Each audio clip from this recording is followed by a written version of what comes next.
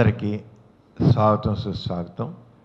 వాసవ నరసింహంలో ప్రతి వారం మనం ఆరోగ్య సదస్సు నిర్వహించుకుంటున్నాం. ఈ కార్యక్రమం 1339వ కార్యక్రమం. గత 25 సంవత్సరాలుగా ప్రతి వారం ఈ ఆరోగ్య సదస్సు నిర్వహిస్తూ వస్తున్నాం.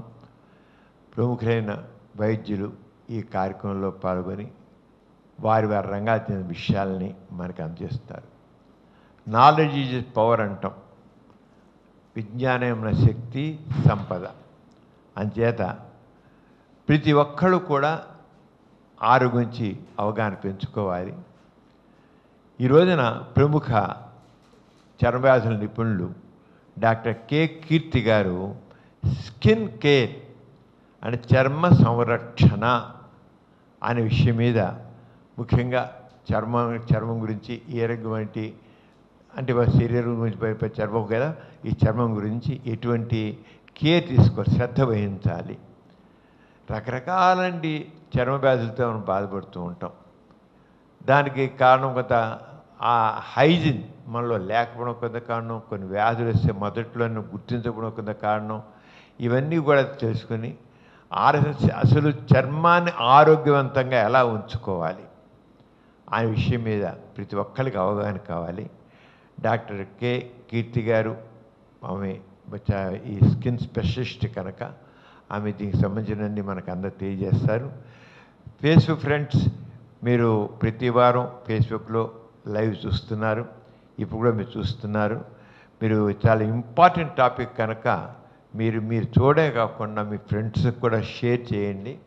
అలాగే మీకు ఎవరికైనా ఏమైనా సందేహాలు ఉన్నట్లయితే డాక్టర్ గారి ప్రసంగం అయిపోయిన తర్వాత మీకు వారి చేత సమాధానాలు ఇప్పిస్తాను. మీకేమైనా డౌట్స్ ఉన్నట్లయితే పోస్ట్ చేయండి. చేసినట్లయితే వెంటనే వారి ప్రసంగం అయిన తర్వాత మీకు సమాధానం జరుగుతుంది. మరి ఇదే కార్యక్రమం మనకి తర్వాత 2-3 రోజుల్లో మనకి సమరం హెల్త్ ఛానల్ అని యూట్యూబ్లో ఉంది. సమరం హెల్త్ ఛానల్ అని, దాంట్లో మీరు ప్రసంగం అందరూ కూడా యూట్యూబ్లో మీరు 2-3 రోజుల తర్వాత చూడవచ్చు. మరి ప్రస్తుతం మాత్రం లైవ్లో మీ అందరూ చూస్తున్న మీ అందరికి కూడా స్వాగతం పలుకుతూ, ఎక్కువ ఉన్న వాళ్ళందరూ కూడా స్వాగతం పలుకుతూ డాక్టర్ కె కీర్తి గారిని మాట్లాడాల్సిందిగా కోరుతున్నాను. Over to doctor K Keerthi garu. Good afternoon everyone. నమస్కారం అండి. నేను డాక్టర్ కీర్తి, ఇక్కడ విజయవాడలో practising dermatologist at doctor Keerthi skin care and cosmetology centre. ఇవాళ మనం స్కిన్లో కామన్గా స్కిన్ ఓపీడీలో చూసే ఒక 10 కామన్ స్కిన్ డిసీజెస్ గురించి మాట్లాడుకుందాము. సో ఇవాళ నేను కవర్ చేసే టాపిక్ వచ్చి 10 most common diseases seen in daily OPD. మీ అందరికీ తెలిసిందే, అన్నిట్లకన్నా కామన్గా మనం చూసేది, కామన్గా చాలామంది రోజు 10 మందిని చూస్తే దాంట్లో ఒక 5గురు అయినా కామన్గా చెప్పే కంప్లైంట్ పింపుల్స్, యాక్నే. అంటే సైంటిఫిక్ టర్మ్ వచ్చి దాన్ని యాక్నే అంటారు. మామూలుగా మీకు తెలిసిన టర్మ్ మొటైల్ అనేది అసలు ఎవరికి వస్తుంది, ఎందుకు వస్తుంది, ఏం చేయాలి? నేను ఇవాళ చెప్పే ప్రతి స్కిన్ డిసీజ్ కూడా మనం కామన్గా అడిగే 3 క్వశ్చన్స్: ఎందుకు, ఏమిటి, ఎలా. దీంట్లోనే నేను కవర్ చేద్దామని అనుకుంటున్నాను. సో దట్ మీకు ఎండ్ ఆఫ్ ద ప్రెజెంటేషన్ కొంతవరకైనా నాలెడ్జ్ రావాలి ఈ 10 టాపిక్స్ గురించి కూడా. ఫస్ట్ నేను మాట్లాడేది పింపుల్స్ గురించి. పింపుల్స్ అనేది ఎవరిలో చూస్తాం కామన్గా? మనం కామన్గా చూసేది టీనేజర్స్లో. కానీ ఇప్పుడు ఏంటంటే చాలా హార్మోనల్ ఇంబ్యాలెన్స్ అవ్వటం వలన 30 years తర్వాత కూడా పింపుల్స్ అనేవి చూస్తాం. కానీ మీకు తెలియని విషయం ఏంటంటే పింపుల్స్లో కూడా రకాలు ఉంటాయి. ఒకటి వచ్చి ఫస్ట్ గ్రేడ్, అంటే ఒట్టి కొమిడోన్స్. లేమన్ టర్మ్లో చెప్పాలి అంటే బ్లాక్ హెడ్స్, వైట్ హెడ్స్ అని అంటాం కదా, అది ఒక mild form of pimples. Second grade వచ్చేసరికి కొంచెం ఎర్ర పొక్కులుగా వచ్చేది. థర్డ్ ఫామ్ వచ్చేది కొంచెం చీమ్ పొక్కులతో వచ్చేది. 4వ ఫామ్ అనేది చాలా సివియర్గా వస్తుంది, గడ్డలుగా వచ్చేదాన్ని 4వ గ్రేడ్ అని అంటాం. ఈ పింపుల్స్ అన్నిట్లో మూలన చివరిగా ఎలా ఎండ్ అవుతారంటే they end up with scars, acne scars. అంటే ఏదైతే పింపుల్ వచ్చి పగిలి లోపల ఇదవుతుందో అది బయటికి ఒక గుంట లాంటి ఇది వదులుతుంది చర్మం మీద. ఈ గుంట అనే దానికి మనకి ఏ క్రీము ఉండదు, దానికి డెఫినెట్గా మీరు ప్రొసీజర్కి వెళ్ళాల్సి వస్తుంది. అయితే ఇప్పుడు సెకండ్ క్వశ్చన్, ఎందుకు వస్తుంది అని అంటే, ఒకటి హార్మోన్స్. డెఫినెట్గా ఏజ్ రిలేటెడ్, పిల్లలు టీనేజ్లోకి ఎంటర్ అయ్యేటప్పుడు హార్మోన్స్ అప్ అండ్ డౌన్ అయ్యేటప్పుడు, లేకపోతే ఆడవాళ్ళకి కొంచెం పీసీఓడి సమస్య ఉన్నప్పుడు, లేకపోతే కొంచెం ముట్లు ఆగిపోయే టైంలో ఎప్పుడైతే మళ్ళీ హార్మోన్స్ పడిపోతాయో అప్పుడు కూడా ఈ ప్రాబ్లం అనేది చూస్తాం. ఇదొకటే కాదు, మనం తినే ఆహారం బట్టి కూడా పింపుల్స్ అనేది వస్తూ ఉంటాయి. పాల ఉత్పత్తులు అంటే మిల్క్ ప్రోడక్ట్స్ ఇంక్లూడింగ్ చీజ్ అవ్వచ్చు, బటర్ అవ్వచ్చు, నెయ్యి అవ్వచ్చు, చాక్లెట్స్, స్వీట్స్, జంక్ ఫుడ్, ఇదంతా కామన్గా మనకి టీనేజర్స్ అందరూ తినే ఇదే. ఇప్పుడు మన దురదృష్టశాతం ఈ స్విగ్గీలు, జొమాటోలు ఎక్కువ అవటం వలన ఈ ఫుడ్కి ఇంకెక్కువ ఎక్స్పోజ్ అవ్వటం అనేది జరుగుతుంది. సో సెకండ్ నేను కవర్ చేసే టాపిక్ ఫంగల్ ఇన్ఫెక్షన్స్, అంటే తామరకి మీకు అర్థమయ్యేటట్టు చెప్పాలి అని అంటే, మీరు ఏదైనా కూరగాయలు తీసుకొని దాని మీద కొంచెం చెమ్ము ఉన్నప్పుడు మీరు బూజు లాంటిది పెరగటం గమనిస్తారు కదా, అట్లానే మన చర్మం కూడా ఎప్పుడైతే ఎక్కువసేపు చెమటతో ఉంటామో, తడిలో పని ఉంటుంది, చెమటతోనే పొద్దున్న నుండి సాయంత్రం వరకు ఉంటారు, అప్పుడు ఏంటంటే బూజు అనేది పెరుగుతుంది. ఆ బూజు అనేది ఏమీ లేదు, అదే ఫంగల్ ఇన్ఫెక్షన్. సో ఈ ఫంగల్ ఇన్ఫెక్షన్ అనేది వేరియస్ సైట్స్ని ఇన్వాల్వ్ చేస్తుంది. అది గజ్జల్లో రావచ్చు, ఒంటి మీద రావచ్చు, చేతుల్లో రావచ్చు, కాళ్ళల్లో రావచ్చు, మొహం మీద రావచ్చు. దాన్ని బట్టి ట్రీట్మెంట్ ఇవ్వటం అనేది జరుగుతుంది. దీన్ని కామన్గా హాస్టల్లో ఉండే పిల్లలు ఎక్కువ మంది ఒక చోట కామన్గా బెడ్స్ షేర్ చేసుకోవటం, సబ్బులు షేర్ చేసుకోవటం, టవల్స్, బట్టలు కలవటం, ఉతికేది కామన్గా ఉండటం, ఇట్లాంటప్పుడు కూడా ఈ ఇన్ఫెక్షన్స్ అనేవి చాలా ఎక్కువ చూస్తూ ఉంటాం. అంటే మోస్ట్ ఆఫ్ ద కేసెస్ ఈ పిల్లలు వీళ్ళు ఏం చేస్తారంటే డైరెక్ట్గా డాక్టర్ దగ్గరికి రారు. వీళ్ళు ఒక మెడికల్ షాప్కి వెళ్ళి ఒక స్టెరాయిడ్ క్రీమ్ అడుగుతారు. ఆ మెడికల్ షాప్ అతనికి ఏ క్రీమ్ ఇవ్వాలి అనేది తెలియదు కదా, అందుకనే అన్నిటికీ కలిపి ఒక క్రీమ్ ఉంటుంది. అదేంటి అని అంటే ఒక యాంటీ ఫంగల్, ఒక యాంటీబయాటిక్, ఒక జనరల్ మాయిశ్చరైజర్ అన్నీ కలిపేసి ఉంటుంది. స్టెరాయిడ్ మెయిన్, అతి ముఖ్యంగా స్టెరాయిడ్ అనేది ఏంటంటే అది ఒక మ్యాజిక్ లాగా పనిచేస్తుంది అనమాట. ఫస్ట్ ఎప్పుడైతే పేషెంట్ రాయటం స్టార్ట్ చేస్తారో అది తగ్గుతుంది, కానీ 3వ రోజుకి మళ్ళీ పెరుగుతూ ఉంటుంది. ఎందుకనంటే స్టెరాయిడ్ రూపంలో మీరు దానికి లిటరల్గా ఈ ఫంగస్కి మ్యాథ్ వేస్తున్నట్టు. ఇది నేను నా ఓపీడీలో చూసిన కేసు. ఇంకా నేను ఫుల్ పిక్చర్ పెట్టట్లేదు, కానీ అసలు ఈ బాబు ఈ స్టెరాయిడ్ క్రీమ్స్ వాడి ఉండటం వలన ఆల్మోస్ట్ బాడీలో మొత్తం స్ప్రెడ్ అయిపోయింది ఫంగస్ అనేది. యూజువల్గా మీరు ఎప్పుడైతే తామర వస్తుందో మీరు డైరెక్ట్గా ఒక క్వాలిఫైడ్ డర్మటాలజిస్ట్ దగ్గరికి వస్తే మీకు 1 నెల 2 నెలల్లో తగ్గిపోతుందని మేము చెప్పగలం. కానీ ఎప్పుడైతే మీరు ఈ స్టెరాయిడ్ క్రీములు వాడి వస్తారో మీరు ఆల్రెడీ దాన్ని ఇంకా పవర్ఫుల్గా చేసేసారు. ఫంగస్ ఏదైతే స్టెరాయిడ్కి ఎక్స్పోజ్ అవుతుందో అది ఇంకా స్ట్రాంగ్ అయిపోతుంది. స్ట్రాంగ్ అయిపోవటం వలన మనం రెగ్యులర్గా ఇచ్చే ట్రీట్మెంట్ పనిచేయటానికి కానీ దాని పవర్ చూపించడానికి కానీ చాలా టైం పడుతుంది. అండ్ 3వ కండిషన్ వచ్చేసరికి గజ్జి అనేది కూడా కామన్గా హాస్టల్లో ఉండే పిల్లలు కానీ ఎక్కువ బెడ్స్ షేర్ చేసుకునే పిల్లల్లో కానీ సామాన్యంగా చూస్తాం. ఈ స్కేబిస్ అనే వ్యాధిని ఎట్లా ఐడెంటిఫై చేయాలి? ఎవరికైతే ఒళ్ళంతా దురదలు ఉంటాయి, ఏళ్ళ సందుల్లో దురదలు ఉంటాయి, రాత్రిపూట అయ్యేసరికి దురదలు ఎక్కువ అవుతూ ఉంటాయి, ఇంకా చంకల్లో కానీ గజ్జల్లో కానీ బొడ్డు చుట్టూతా కానీ ఒళ్ళంతా దురద అనేది ఉంటుంది. అండ్ ఇంకో కామన్ థింగ్ ఏంటంటే వీళ్ళతో పాటు వీళ్ళ ఫ్రెండ్స్కి కూడా ఉంటుంది. సో ట్రీట్మెంట్ ఇచ్చేటప్పుడు కంపల్సరీ వీళ్ళతో పాటు వాళ్ళ ఫ్రెండ్స్ కూడా ట్రీట్మెంట్ తీసుకుంటేనే దీన్ని కంప్లీట్గా తగ్గించే అవకాశం ఉంటుంది.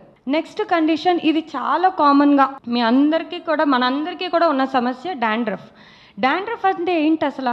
ఇది ఆయిల్ సెక్రీషన్. మనకి ఎలా అయితే చెమట ఉత్పత్తి చేయడానికి స్వెట్ గ్లాండ్స్ అనేవి ఉంటాయో, ఆయిల్ న్యాచురల్గా ఉత్పత్తి చేయడానికి ఆయిల్ గ్లాండ్స్ అనేవి ఉంటాయి. అవి ఎక్కడ ఉంటాయి?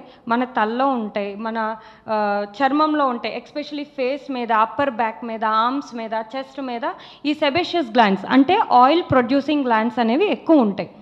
చాలామంది కామన్గా అనుకుంటారు, మేడం షాంపూ చెప్పండి, చెప్తాం, వాడతారు, తగ్గుతుంది.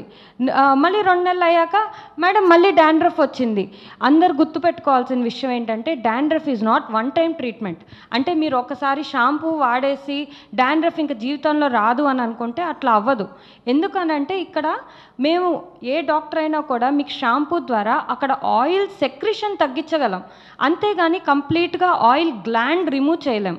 ఒక్కొక్కరికి ఆయిల్ సెక్రెషన్ ఒక్కొక్కలా ఉంటుంది. కొంతమందికి ఏంటంటే వారం రోజులు తల అంటుకోకపోయినా పెద్ద జిడ్డు పట్టదు, వారం రోజులకు ఒకసారి అంటుకుంటే సరిపోతుంది. కొంతమంది పిల్లలు ఎస్పెషల్లీ టీనేజ్ హార్మోనల్ చేంజెస్ అవుతున్న వాళ్ళు, కొంచెం బరువు ఎక్కువ ఉన్న వాళ్ళు, ఆయిలీ ఫుడ్ జంక్ ఫుడ్ ఎక్కువ తీసుకుంటున్న వాళ్ళు, వీళ్ళల్లో ఏంటంటే ఆయిల్ సెక్రెషన్ సహజంగానే ఎక్కువ ఉంటుంది. మనం ఆయిల్ ఎక్కువ తీసుకుంటాం, ఆయిల్ ఏదో ఒక రూపాన్ని బయటికి రావాలి కదా, అది వచ్చేది ఆయిల్ గ్లాండ్స్ ద్వారా.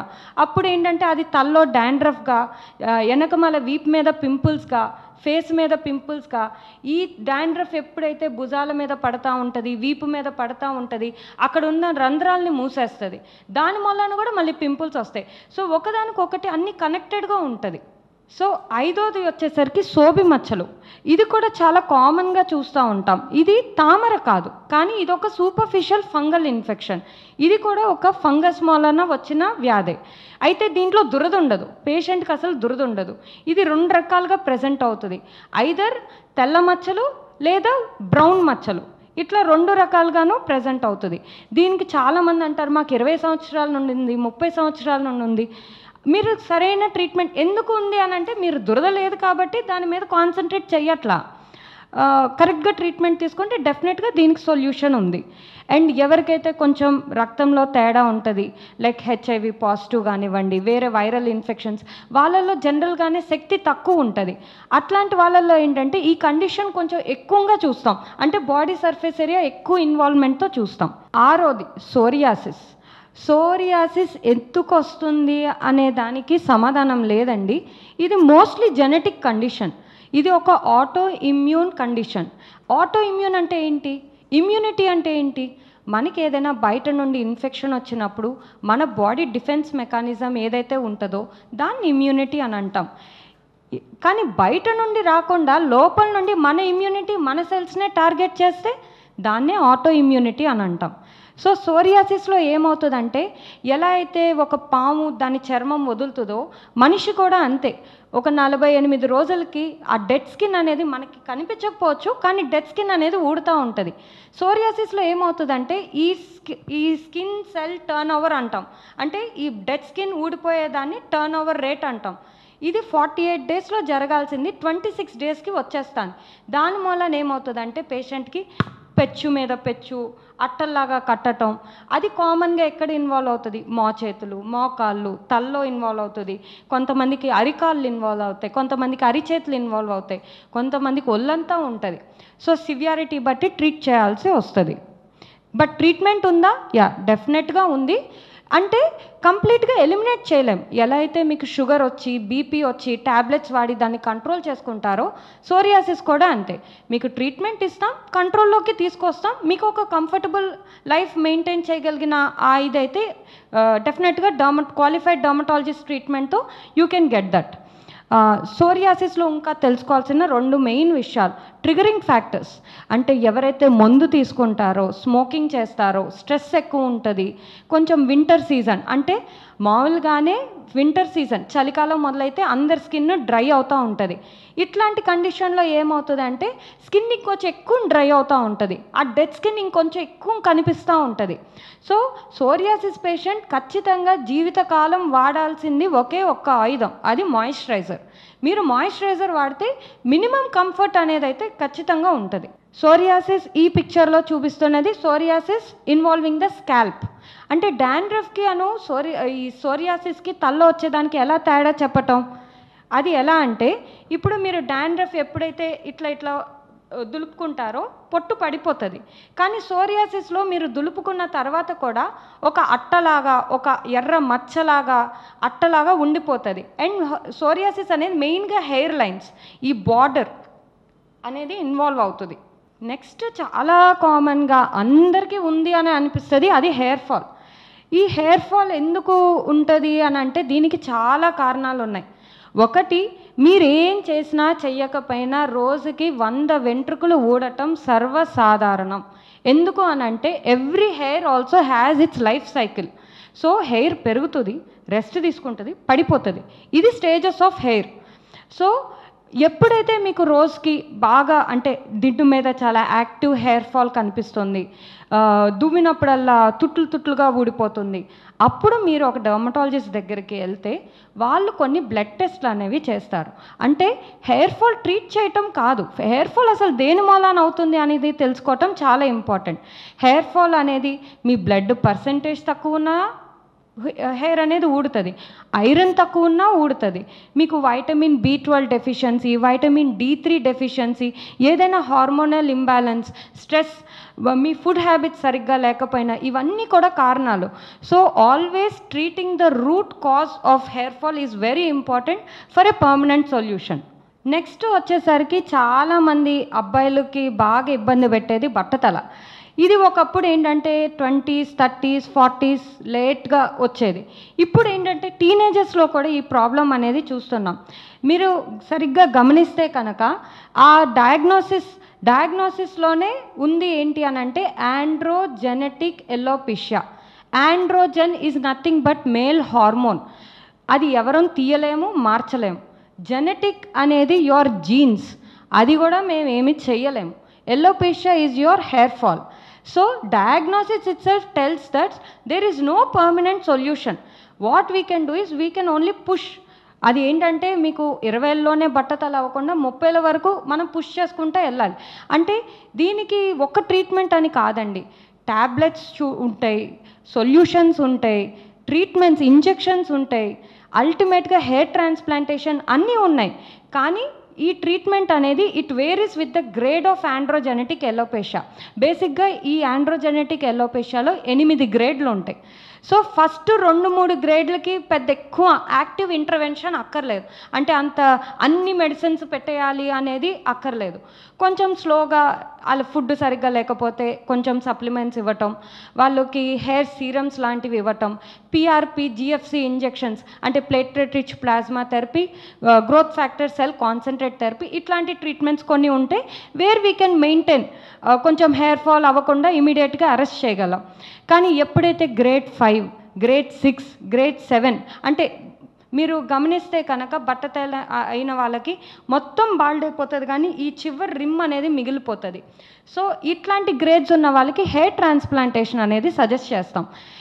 హెయిర్ ట్రాన్స్ప్లాంటేషన్లో ఏం చేస్తాం, ఇందాక నేను మీకు చెప్పాను కదా, ఈ రిమ్లో ఎక్కడైతే వెంట్రుకలు ఎఫెక్ట్ అవ్వవు ఈ కండిషన్లో, అక్కడ నుండి మనం వెంట్రుకలు తీసి ముందు ఇంప్లాంట్ చేయటం అనేది జరుగుతుంది. మగవాళ్ళకి ఒక్కరికైనా ఈ సమస్య, ఆడవాళ్ళకి లేదా ఉంది. దీన్ని ఫీమేల్ ప్యాటర్న్ హెయిర్ లాస్ అని అంటాం. ఇది Ludwig's classification of female pattern hair loss. అంటే ఆడవాళ్ళకి మగవాళ్ళలాగా ఇటు ఈ సైడ్స్లో పోదు, ఈ సెంటర్లో పోతుంది.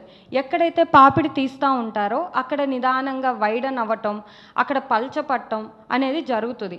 సో ఇది జెనెటిక్ ఉండొచ్చు, అంటే అమ్మగారికి ఉన్న, పిన్ని గారికి ఉన్న, మేనత్తకు ఉన్న, అంటే వాళ్ళ ఫ్యామిలీలో జెనెటిక్గా అట్లా ఉన్నప్పుడు కూడా అయ్యే అవకాశం ఉంటుంది. అండ్ మెయిన్గా థైరాయిడ్ హార్మోనల్ ఇంబ్యాలెన్స్ ఉన్నప్పుడు కూడా ఫీమేల్ ప్యాటర్న్ హెయిర్ లాస్ అనేది చాలా కామన్గా చూస్తాం. దీనికి కూడా ఆండ్రోజెనెటిక్ ఎలోపిషియా లాగానే సీరమ్స్ ఉన్నాయి, లోషన్స్ ఉన్నాయి, మినాక్సిడిల్ లోషన్స్ ఉన్నాయి, PRP, GFC, బయోటిన్ సప్లిమెంటేషన్ ఇవన్నీ ఉన్నాయి. పేషెంట్ కండిషన్ బట్టి ట్రీట్మెంట్ ఇవ్వటం అనేది జరుగుతుంది. సో ఇవాళ లాస్ట్ కండిషన్ వచ్చి ప్రీమెచ్యూర్ గ్రేయింగ్ ఆఫ్ హెయిర్. నేను ఇది ఎందుకు తీసుకున్నాను అని అంటే, ఇప్పుడు చాలామంది పిల్లలు 10 years, 15 years లోపలే తెల్ల వెంట్రుకలు వచ్చేస్తున్నాయి మేడం, 20 yearsకే వెంట్రుకలన్నీ తెల్లగా అయిపోయినాయి, చాలా ఇబ్బందిగా ఉంది, మరి కలర్ స్టార్ట్ చేయమంటారా అని అడుగుతారు. ఈ ప్రాబ్లమ్ని ప్రీమెచ్యూర్ గ్రేయింగ్ ఆఫ్ హెయిర్ అని అంటాం, క్యానిటిస్ అని అంటాం. అయితే దీంట్లో ఎందుకు జరుగుతుంది అంటే మెయిన్గా వైటమిన్ లోపం వలన కూడా జరగచ్చు.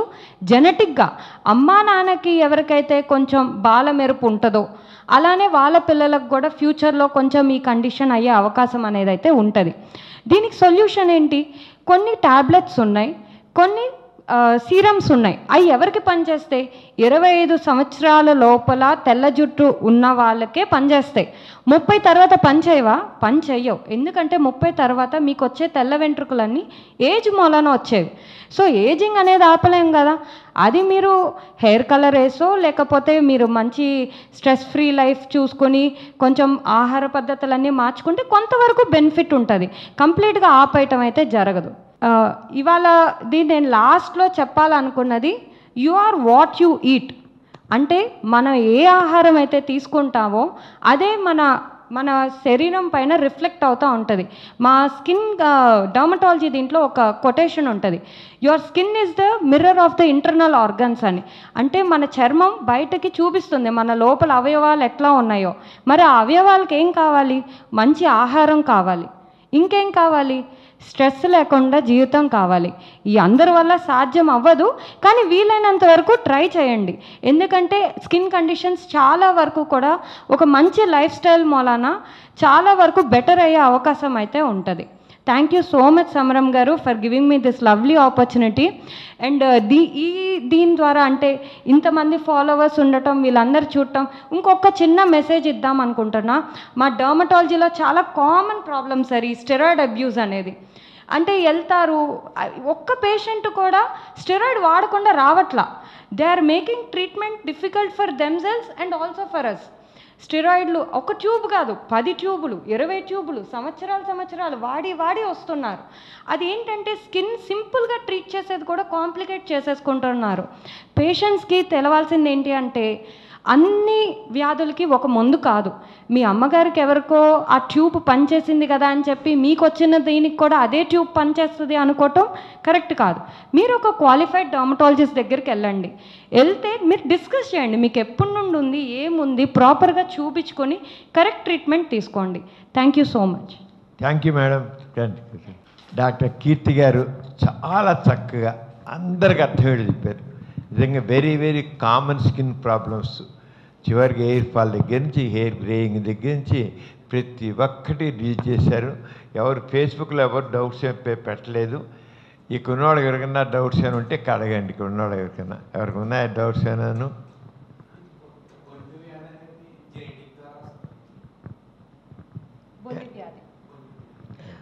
బొల్లి వ్యాధి అనేది విటిలిగో అని అంటామండి. అవునండి, ఖచ్చితంగా జెనెటిక్స్ ద్వారా కూడా వస్తుంది. ఒక్కొక్కసారి మన పెద్దవాళ్ళకి ఎవరికి లేకపోయినా కూడా జెనెటిక్ మ్యూటేషన్ అంటే మన జీన్స్లో సడన్గా మార్పు రావటం మూలాన కూడా రావటం జరుగుతుంది. చాలామంది స్కిన్ కండిషన్స్ సింపుల్గా 10 కండిషన్స్ డీల్ చేశారు. నెంబర్ ఆఫ్ స్కిన్ ప్రాబ్లమ్స్ ఉన్నాయి, కానీ చాలా బాగా డీల్ చేశారు మేడం అన్నీ కూడాను. చాలా మీరు చెప్పిన మాత్రం ఆయింట్మెంట్స్లో ముఖ్యంగా యాంటీ ఫంగల్ దాంట్లో స్టెరాయిడ్స్ వండి వాడేస్తుంటారు. ముందు జనరల్ ప్రాక్టీస్లో కానీ వాళ్ళు డాక్టర్స్ ఏం చేస్తారంటే రిలీఫ్ అనే ఉద్దేశంతో రాసి చేస్తుంటారు. Anti fungal and anti steroids కలిపి అవే కంటిన్యూ చేసేస్తారు. కానీ అసలు మళ్ళీ అడ్వైజ్ చెప్పకుండా కేవలం మా ఒక్క యాంటీ ఫంగల్ ఒకటే అసలు బాగుంటుంది, కానీ మీరు మిస్యూజ్ చేయడం చాలా ఎక్కువ జరుగుతుంది. అసలు ఆ కాంబినేషన్ బ్యాన్ చేయాలని నా ఉద్దేశం. ఎప్పుడు అనుకుంటాను అసలు స్కిన్ ప్రిపరేషన్స్లో స్టెరాయిడ్స్ కాంబినేషన్ది ఒక సపరేట్గా స్టెరాయిడ్ అంటే వాడాల్సిన వాడతాం. తక్కువ మొత్తం యాంటీ ఫంగల్లోను వాటి కలిపి వాడడం అనేది కరెక్ట్ కాదు. అది వెరీ ఒకవేళ నెసరీ అయితే స్కిన్ స్పెషలిస్టే చెప్తారు స్టెరాయిడ్స్ కూడా వాడాల్సిన చోట. కానీ మరి అవి ముఖ్యంగా ఫార్మాస్యూటికల్ కంపెనీస్ వాళ్ళు కలిపి చేయడం అనే దానిలో మిస్యూజ్ ఎక్కువ జరుగుతుంది. దానివల్ల మీరు అన్నట్లు ఈ ఫంగల్ డిసీజ్ ఎక్కువ అవడం కూడా జరుగుతున్నాయి. అది చాలా చక్కగా మీరు ఫోకస్ చేశారు. Thank you very much. మరి ఇంత చక్కగా చెప్పిన ఈ ప్రోగ్రాం మళ్ళీ యూట్యూబ్లో కూడా మనకి సమరం హెల్త్ ఛానల్లో 1-2 రోజులు వస్తుంది, చూడండి. మీరందరూ ఇంత శ్రద్ధగా ధన్యవాదాలు చేశారు. ఫేస్బుక్ ఫ్రెండ్స్ మీకు కూడా చాలా ధన్యవాదాలు. చక్కగా చూశారు మీ అందరూ కూడాను. మరి ఇంతటితో ఈరోజు కార్యక్రమం ముగిసింది. మళ్ళీ వచ్చే నెక్స్ట్ మీ ప్రోగ్రాంలో కలుద్దాం. అంతవరకు సెలవు. Thank you. Thank you. ఈ కార్యక్రమం మీకు ఎంతో నచ్చింది కదా. ఇటువంటి మరిన్ని వీడియోల కోసం అనతి కాలంలోనే 20 కోట్లకు పైగా వ్యూస్ సాధించిన సమరం ఛానల్ సమర్పించు సమరం హెల్త్ ఛానల్కు సబ్స్క్రైబ్ చేయండి, లైక్ చేయండి, మీ ఫ్రెండ్స్కి షేర్ చేయండి. అలాగే ప్రక్కనున్న గంట సింబల్ని ప్రెస్ చేయడం మర్చిపోకండి.